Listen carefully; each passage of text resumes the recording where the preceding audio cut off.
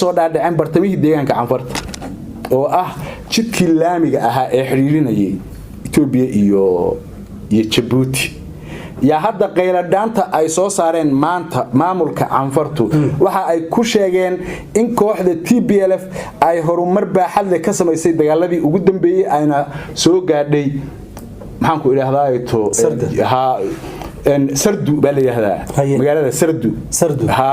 control baa yaala marka waa meel control ah oo showjidad ay ku kala kacaan halkaas marka ay ku soo fool leeyihiin bay yiraahdeen oo ay qarka u saaran yihiin inay qabsadaan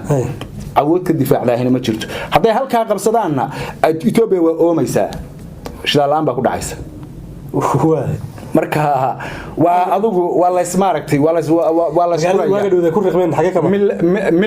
mille ma garanaya meelka waa area un kulli marka iska leexdaan gaar baa kaga dhacday taa wax daran baa ka gaaray marka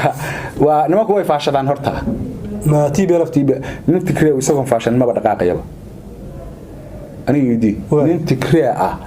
oo aan faashanin inta tago dagaal ma aadahayo waa in faraha ciidi galiyaan bahalka computerka ku horeeyaan marka faalkii baa u sheegay baan u maleeyo yiri xagga milla ka wareega waagi horena waad ku go'deen haddana khayr kama soo waaga inay safaashan la dagaalamaya marka hadda ma deegaanka waxa la dagaalamaya oo la hardamaya